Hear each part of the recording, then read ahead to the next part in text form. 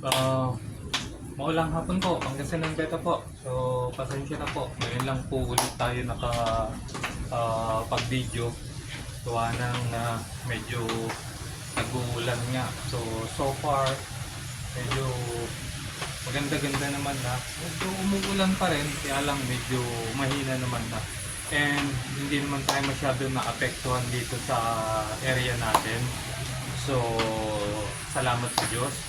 And then dun sa mga grabe na apektuhan ng bagyo, so ingat-ingat na lang po, lalo na yung mga kahabi natin. So ngayon, may papakita lang ako rito, yung nagtitrending na ARC, yung Australian crayfish, no? So medyo na ano rin tayo, naengganyo rin tayo bumili nito at i-try natin na alagaan o i-try nating i-breed siya. So far, ano na ito mga 2 to 3 days na sa akin. So bala ko talaga is for sale din siya. Pero unfortunately, ano ito, 4 pairs. Ang natira lang, supposed to be 4 pairs siya, pero ang natira lang is 1 pair lang. I don't know kung ano nangyari.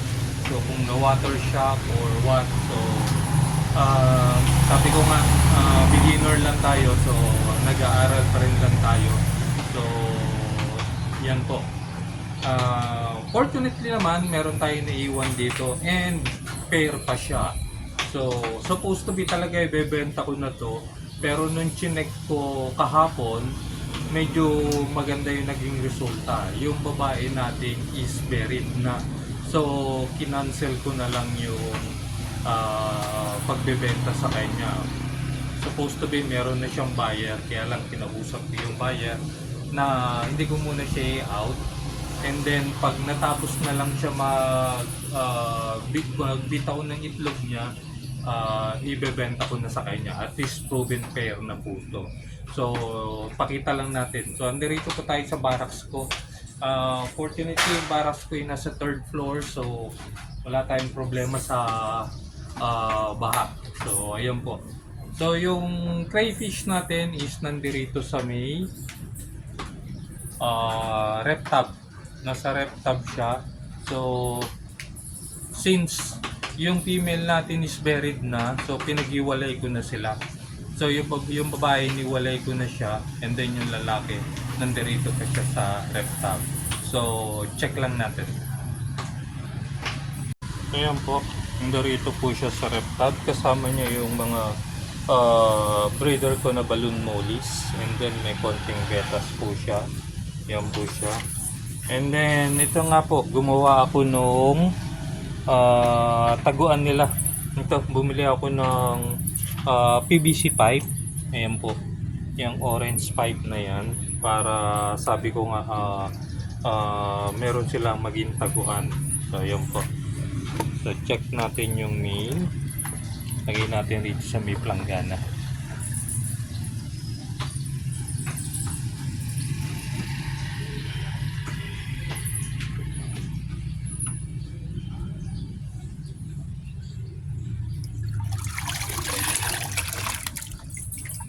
So ayan po.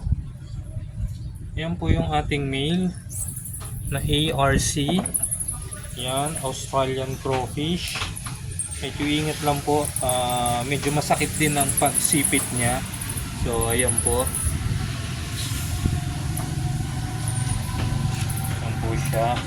Actually ito is mga around nasa 4 inches na siya. Yan po. So ayan yung ating male. Medyo maliit yung male ko kumpara dun sa female. So ayan. Then balik na po natin siya. So kagandahan lang po sa ARC, low maintenance po. Hindi na kailangan ng oxygen. As you can see po, nasa rep tub lang siya. So walang oxygen, and then pellet din lang po yung kinakain niya. So puntahan natin yung babae.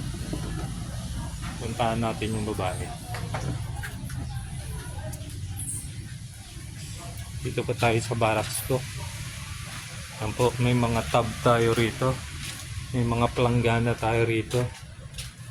Yan.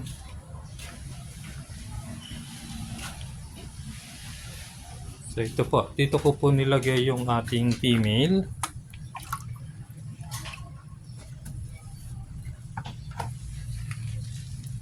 So again, meron din siyang hide, itong ating PVC na binili. I-check natin kung okay yung mga eggs niya.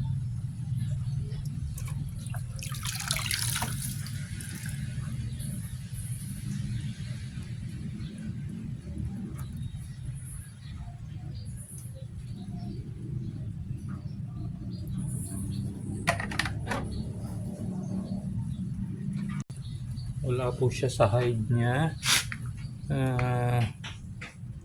Ayun po siya.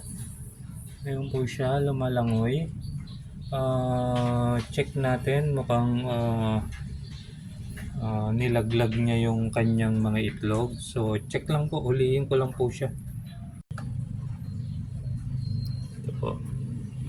Mukhang meron pa naman yung itlog niya, nakakabit pa sa katawan niya. Ayun, nakikita ko siya. Po siya. As much as possible, bibilisan lang natin para hindi siya masyadong ma-stress na. Pakita ko lang sa inyo kung ano itsura ng buried female. Yan po.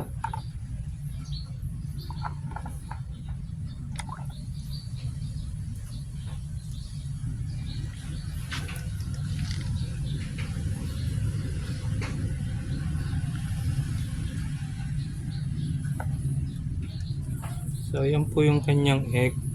Napakadami po niyang eggs. So ayan po. Balik natin siya.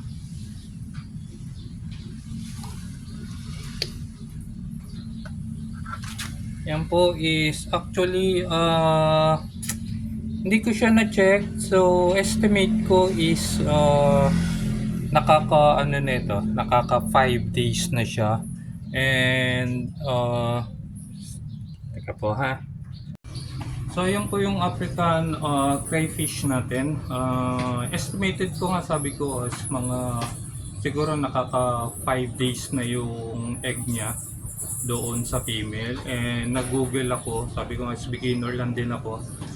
Upon Google is sabi niya at least 3 weeks. So hintay po muna tayo.